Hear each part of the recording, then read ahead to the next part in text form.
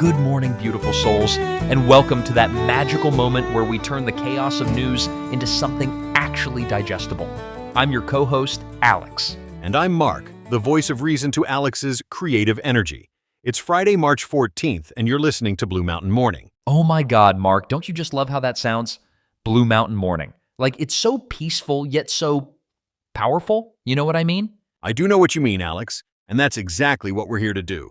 Take this flood of information coming at all of us and turn it into something meaningful and manageable. Right? Because honestly, who has time to doom scroll through 50 different news sites before their morning coffee?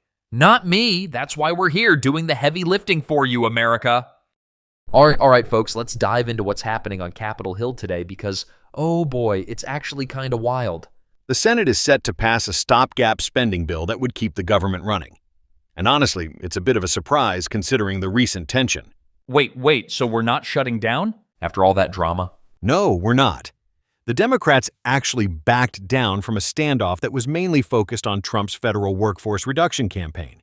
The bill keeps spending steady at about $6.75 trillion through September. Oh my God, speaking of federal workers, Mark, did you see what happened with that judge in Maryland? Yes, that's actually a significant development.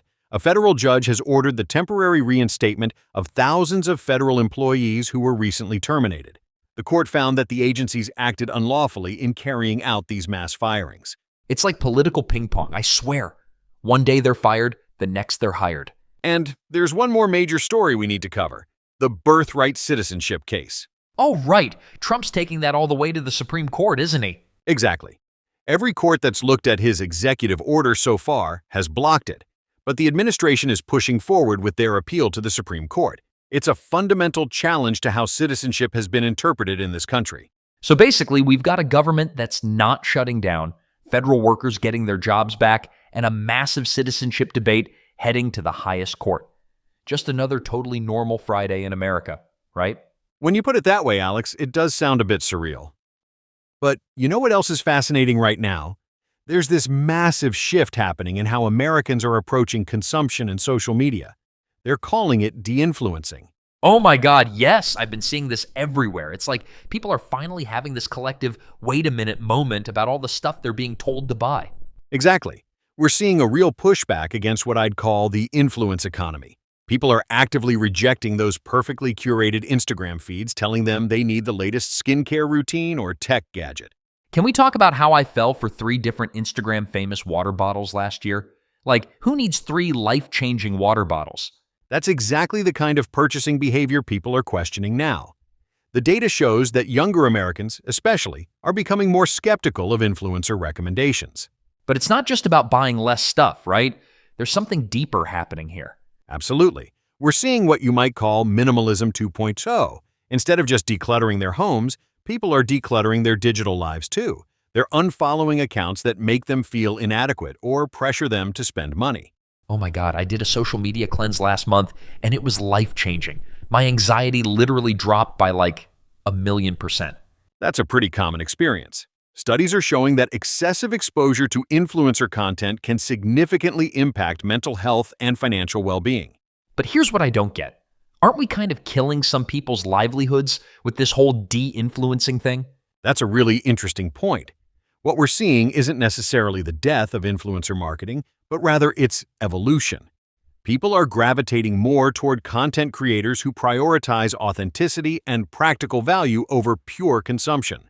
Like those accounts that teach you how to fix things instead of buying new ones. Exactly. Or influencers who are transparent about sponsored content and actually use the products they promote. There's also been a surge in content focused on financial literacy and mindful spending. You know what's wild? It feels like we're all collectively waking up from this weird shopping fever dream. That's a great way to put it. And it's particularly relevant given the current economic climate. With inflation concerns and economic uncertainty, many Americans are reassessing their relationship with consumption. Wait, so is this like actually hurting the economy? Because I feel like we're always told we need to keep buying stuff to keep things going. It's more about shifting spending patterns than stopping consumption altogether. People are making more intentional purchases, focusing on quality over quantity, and considering environmental impact more seriously. Like my mom, she literally started a garden instead of buying those expensive organic vegetables she used to get because of some wellness influencer. That's a perfect example of this new mindset. It's about finding sustainable, meaningful alternatives to mindless consumption. As we wind down our discussion today, I want to share something I noticed while walking this morning. Oh? What caught your eye? I saw this young woman sitting on a park bench, not scrolling through her phone, just being present. And it struck me. In our rush to consume content and products, we often forget to consume the moment we're in. That's actually really beautiful and kind of perfect given what we've been talking about with this whole de-influencing movement. Exactly. Sometimes the most valuable thing we can own is simply our attention to the present moment. No purchase required, no influencer needed. I feel calmer just thinking about that. Like maybe the best form of de-influencing is just being. Perhaps that's the real luxury in today's world. The ability to simply exist without constantly being sold something or told to be something different. And that wraps up another episode of Blue Mountain Morning. You know what would really make our day? If you shared this little slice of calm with someone who might need it. Absolutely. And hey, if you've recommended us to friends or family, we'd love to hear about it. Drop us a line at bluemountainmorningpodcast@gmail.com for a special shout-out. Oh, and don't forget, there's so much more to discover together when we return on Monday morning. Until then, remember to take those moments of stillness when you can find them. Right? Who knew doing less could actually mean living more? See you Monday, mountain people. Take care, everyone.